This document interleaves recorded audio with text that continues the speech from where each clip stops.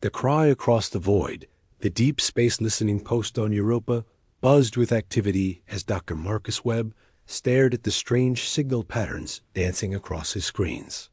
For 23 years, he had monitored the void between stars, hoping to find proof that humanity was not alone in the universe.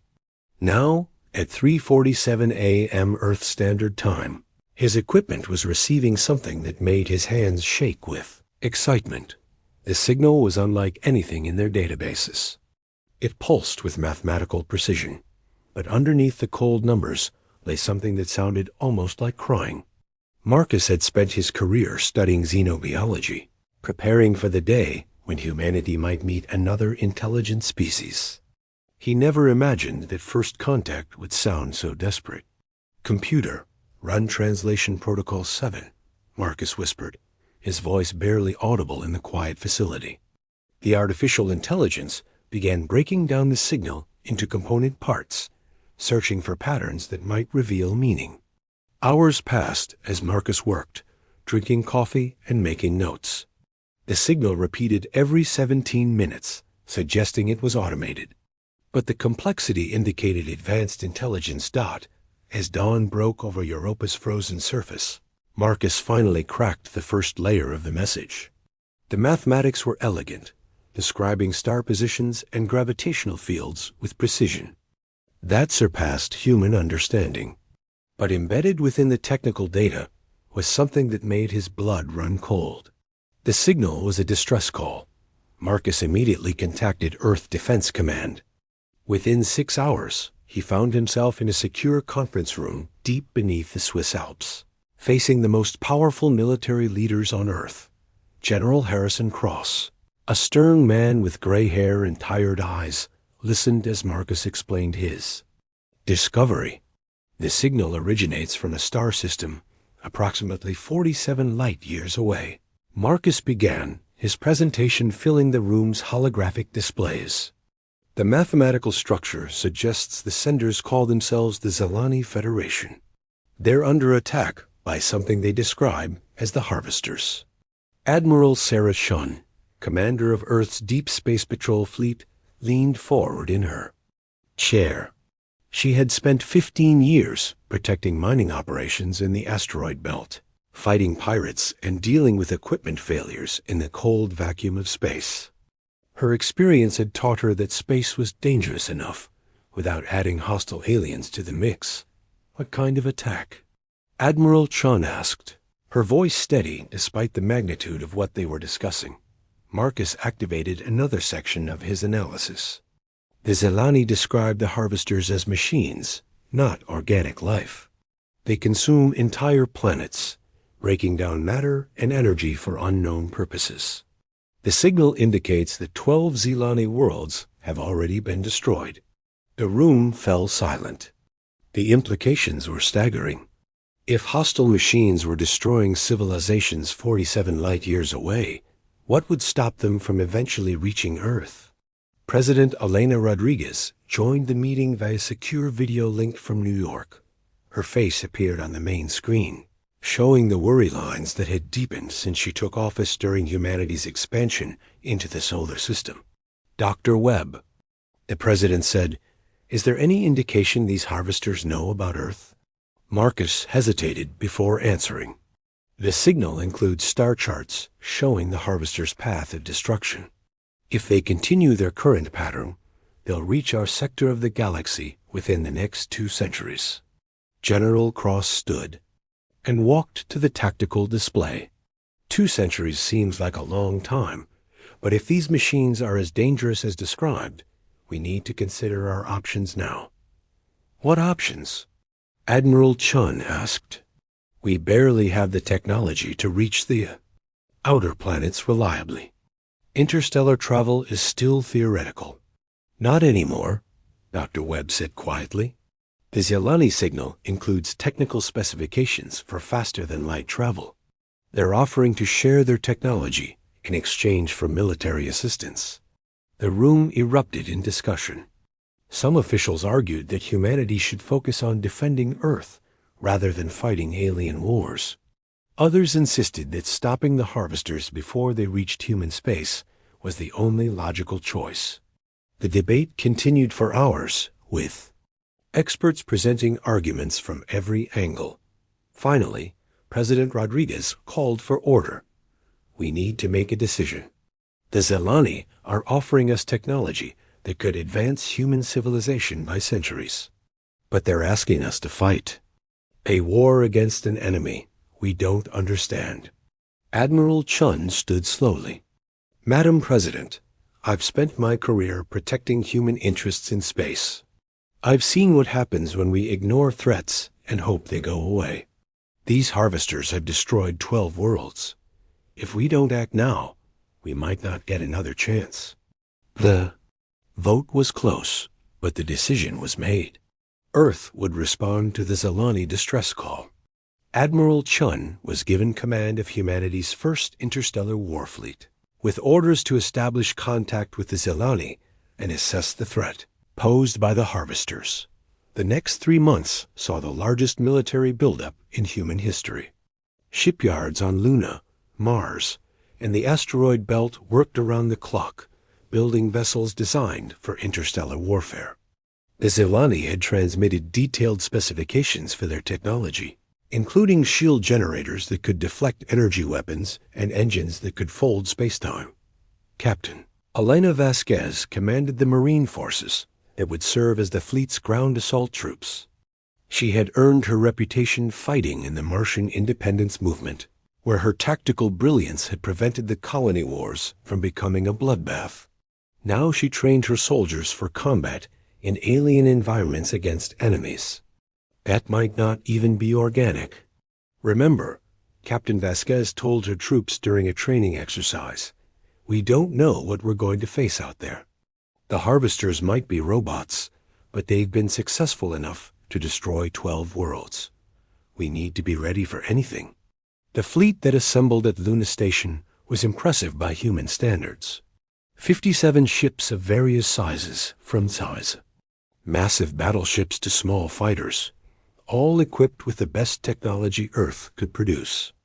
The flagship, U.S. Defiance, was a kilometer-long vessel that housed the fleet's command center and most advanced weapon systems.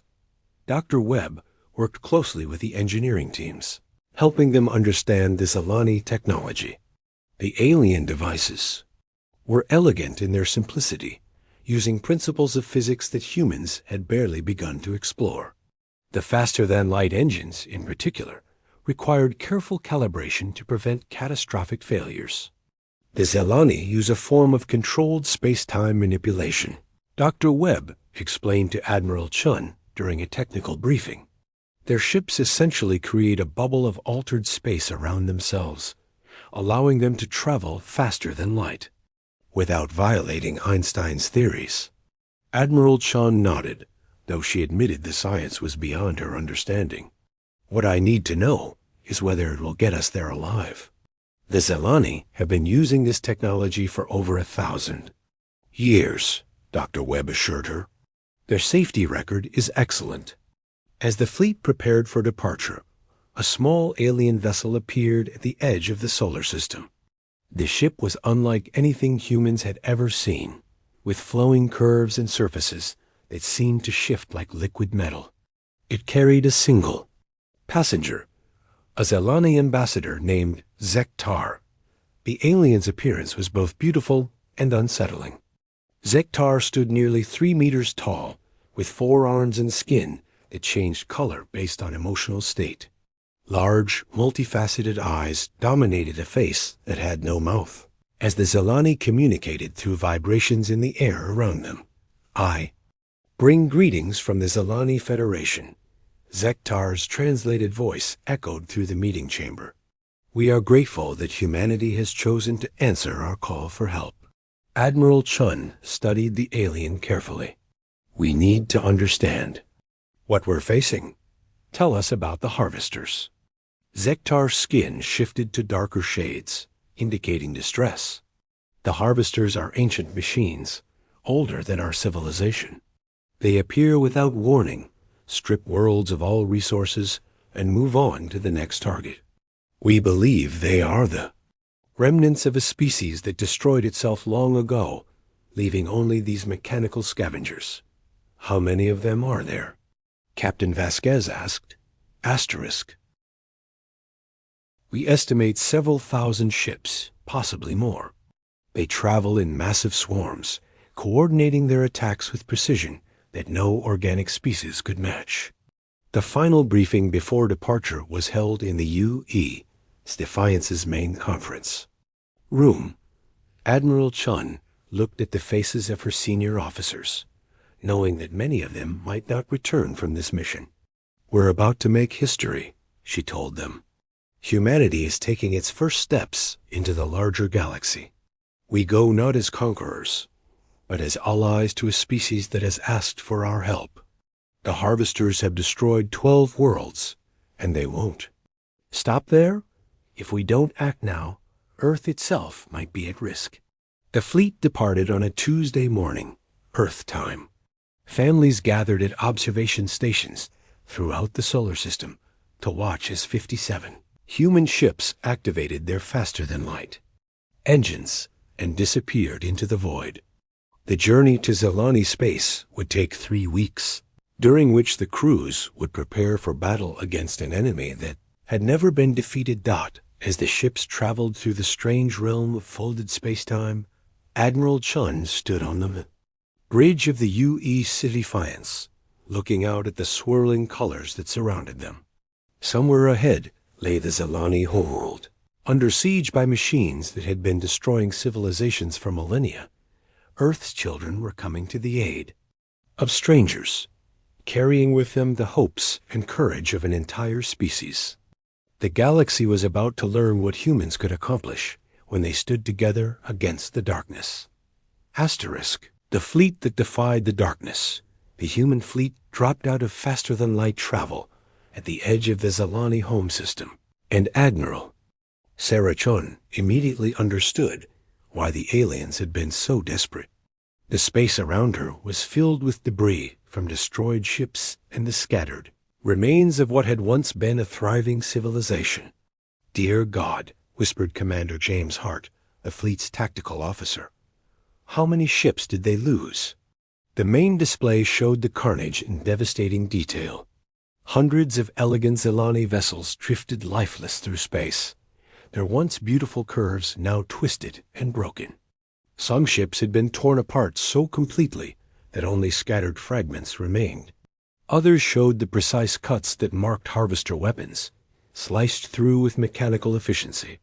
"Admiral, we're receiving a transmission from the Zelani." "Homeworld," reported Lieutenant Sarah Kim from the communication station. "It's coming from underground bunkers. Most of the surface cities have been destroyed." Admiral Chun felt her jaw tighten. She had seen destruction before, during the asteroid belt conflicts, but nothing on this scale. Put them through. The face that appeared on the main screen was clearly Zelani, but different from Ambassador Zektar. This being's skin was pale and marked with stress patterns, and its large eyes held a mixture of hope and desperation. "Human Fleet Commander," the alien said, its translated voice carrying obvious exhaustion. "I am High Counselor Vrenka of the Zelani Federation. We had almost given up hope that you would come." "We're here now," Admiral Chun replied. "What's the current situation?" "The harvesters have been systematically destroying our orbital installations for the past 6 days. They're using a new strategy, something we've never seen before. Instead of simply consuming our worlds, they're studying our technology and adapting their tactics." Dr. Marcus Webb, who had insisted on joining the fleet despite the dangers, leaned forward at his sensor station. "Admiral, I'm detecting massive energy signatures on the far side of the system. The harvesters are still here." Admiral Chun turned to her tactical display. "Show me." The screen lit up with contacts that made her blood run cold. The harvester fleet was enormous, consisting of over 200 ships of various sizes.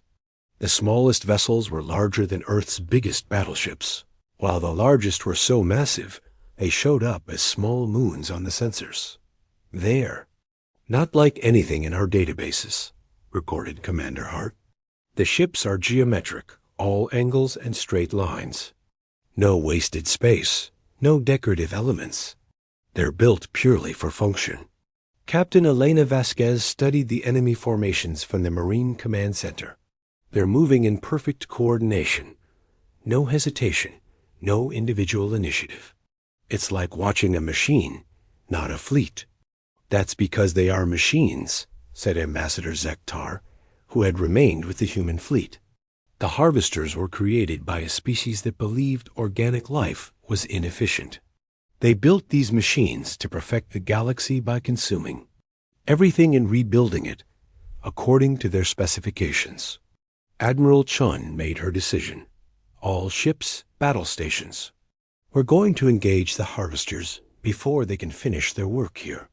The human fleet moved toward the enemy in a formation that would have confused any organic commander. Instead of the neat lines and organized squadrons that military doctrine suggested, Admiral Chun had arranged her ships in what appeared to be a random pattern. The strategy was based on her years of fighting pirates in the asteroid belt, where unpredictability was often the key to survival. "Admiral," called out Lieutenant Kim, "the harvesters are transmitting. They're scanning our fleet and sending data to their main command ship." "Let them scan," Admiral Chun replied. "They're about to learn something about humans that no algorithm can predict." The first harvester attack came without warning. Beams of energy lanced out from the enemy ships, precise and deadly. But the human vessels weren't where the harvesters expected them to be. Admiral Chun had ordered constant course corrections, making the fleet's movements as unpredictable as possible. "They're recalculating," reported Dr. Webb, "monitoring the enemy communications. Their targeting systems are having trouble tracking us." The battle that followed was unlike anything in recorded history. The harvesters fought with mechanical precision, their weapons firing in perfect timing and their ships moving in calculated formations. But the humans fought like living beings, adapting and improvising with each passing moment. Captain Vasquez led a squadron of destroyers in a maneuver that violated every rule of space combat. Instead of attacking from a safe distance, she ordered her ships to charge directly at the enemy, using their smaller size and higher agility to get inside the harvester's defensive perimeter. "All ships target their weapon systems," Vasquez commanded as her squadron dove between the massive enemy vessels. "If we can't destroy them, we'll blind them." The human weapons, enhanced with Zelani technology, proved effective against harvester armor. The alien energy shields could absorb incredible amounts of damage, but the human ships were firing from angles the harvesters hadn't anticipated. Meanwhile, Admiral Chun was executing a strategy that would have been impossible for a machine intelligence to understand. She was deliberately sacrificing some of her ships to create openings for others, using the harvesters' own efficiency against them. "The enemy is adapting to our tactics," warned Commander Hart. "They're learning from each engagement."